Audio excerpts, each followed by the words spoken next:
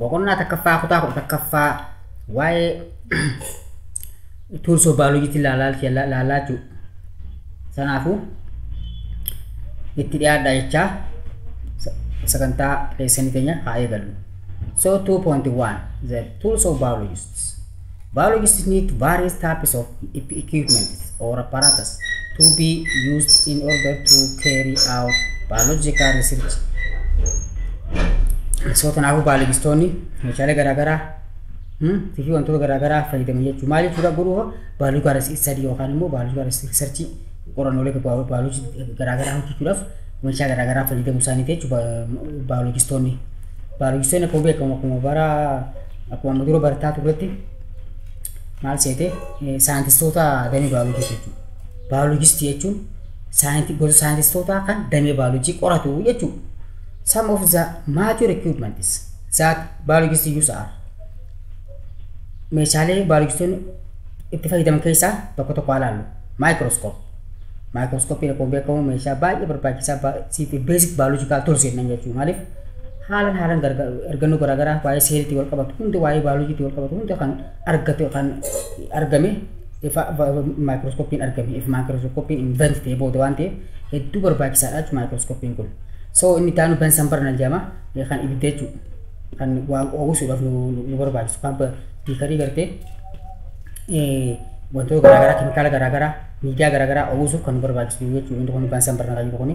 Dissecting jechuun immoo waan adda nu muru wantoota garaagaraa keessoo bineensotaa fi keessoo wantoota lubbuu qabanii qorachuudhaaf isaa kanaan adda murraa jechuudha. Centrifuge.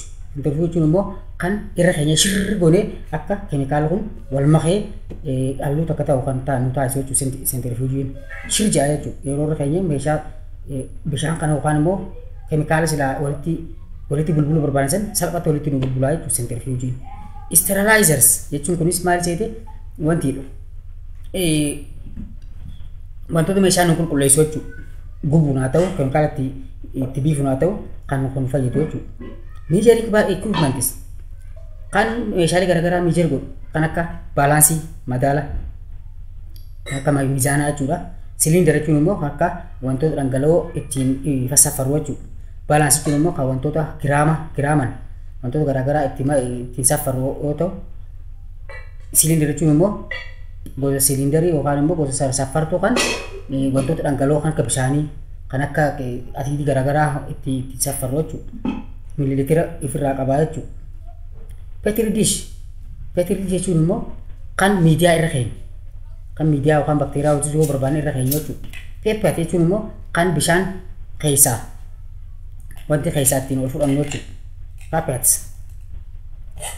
fakkeenya miidiyaan tokko yoo mililitiriin tokko irra qote kan irraa itti keessaa fuunu jechuudha. Akkatti gubbaa sana qabnee gadi dhiifnaa bishaan nu fuute jechuudha. Sirinjii jechuun immoo harka limmooti jechuudha. Limmoo seetu kan itti aanu termomeetira. Termomeetira jechuun akkuma beekamu akkuma isin illee beektan waa'ee kan tempereechira yookaan tempereechira miidiyaa sanii nuuf maxxanu jechuudha. Nuuf adda nu baasu jechuudha. So mee tokko ilaallu. Measuring tools include tokkoffaa measuring volumes. Volume kan qabee kan madaalu balances kan hanga yookaan immoo giraaman madaalu thermometer kan tempereechira madaalu gas syringe kan gaasii madaalu jechuudha. Dissecting kits include dissecting kit kun maal fajjala qaba? Scissors, masqasa, forceps. Wanta akka maqasaa waladdaa kan immoo waa muruuf nu barbaadu jechuudha. Maqasaa wal fakkaatu. Maqasa fakkaataa garuu adda jechuudha. Ni mura jechuudha. Waayii nu mura. Akkuma maqasatti jechuudha. Magnifying glasses daawwitii fakkaattii guddiftee mul'ifte jechuudha. Mounting needles jechuun waan akka shiggireetan mounting yookaan immoo microscope jala kan keenyu jechuudha. Petri dish is a circular glass or plastic dish used for growing microorganisms or culture cells in a medium. Gartee miidiyaa petri dish jechuun wantoota geengoo qaruuraa geengoo yookaan immoo pilaastika geengoo kan microorganismii itti guddisuuf yookaan immoo itti horsiisuudhaaf miidiyeemii keessatti agaarii fi biroosii keessatti itti horsiisuuf nu fayyadu jechuudha.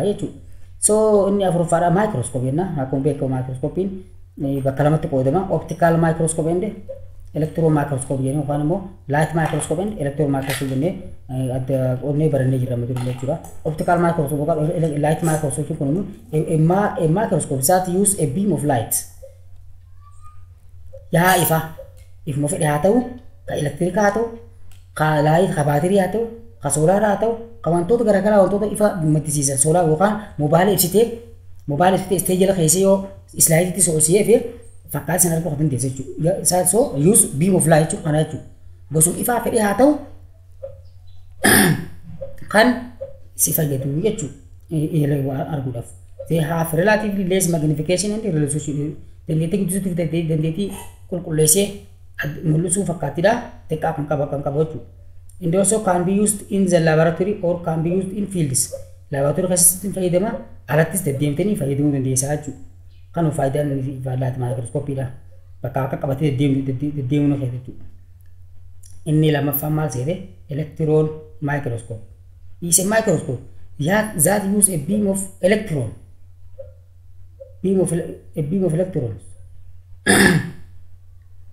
So remember, magnification is multiplying the size of objects.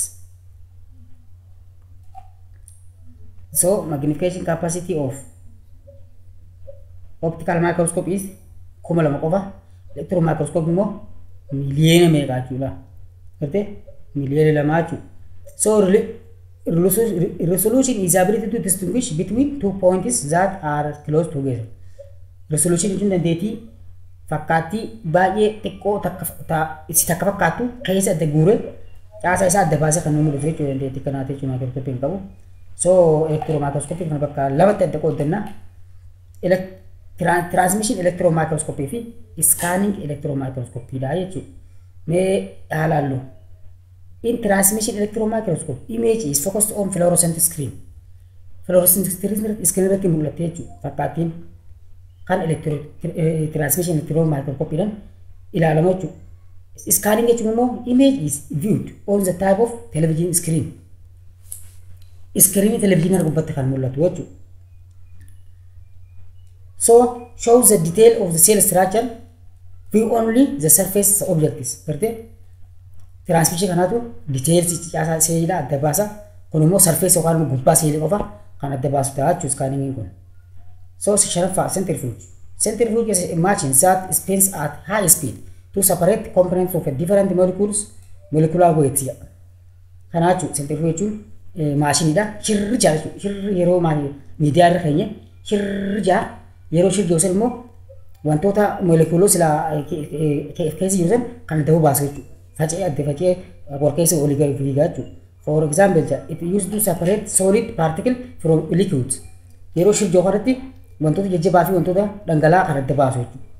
Akka fakkeenyaaf yeroo aannan gisee yeroo raafnu dhadhaa fi baaduu adda baatu dhadhaa fi aannan qal'aan yookaan baaduu adda baate jechuudha. Akkasitti bifa saniin fayyadaa jechuudha centrifuge kun shirri yeroo nu wanta dhangala'aa fi wanti jajjabaan adda nu baachu akka gisee diroo raafnu dhadhaa fi baaduu adda baasanitti. So it is used in hospital and higher education in laboratory equipment. Seetanaafu hospitaala keessatti fi dhaabbilee gurguddoo yuunivarsiitiilee garaagaraa keessatti centrifuge ni fayyaddi jechuudha. So nuti amma centrifuge hedduu yeroo laabii yuunivarsiitii keessatti itti fayyadamnu hedduu agarree jirra. Isinis yeroo fuulduraaf inshallah amma tokko booda yeroo yuunivarsiitii dheeytan booda isin arguu dandeessanii jechuudha. Kanaafuu jabaadhaa baradhaa jechuun dabarsa. So inni jaffaadha maal seete ultracentrifuge. Ultracentrifuge jechuun immoo is used to separate plant and animal cells. Seelii biqilaa fi bineensaa kan adda baasu ultracentrifuge. Isuma gosa centrifuge ta'e ultra kanaalan saffisa qabachuu seelii bineensota biqiloota adda baasuu danda'a jechuudha kuni. So inni itti aanu what do biologists use in the fields?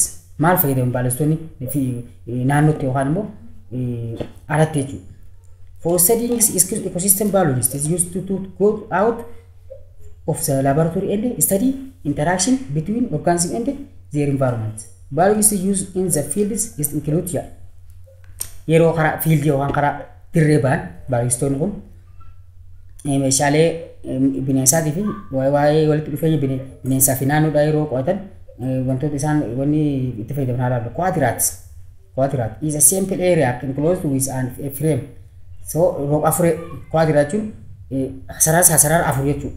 Haala tokko sarara afur godhatteeti achi keessa bineensi jiran, community jiran, hawaasa jiran qoratu jechuudha jechuudha.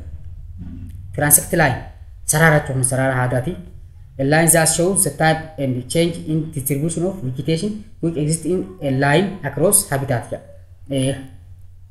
Transect line akkatti sarara dabochu haadaati sirreeffattee san booda habitaati yookaan immoo iddoolee itti ilaaltu jechuudha. So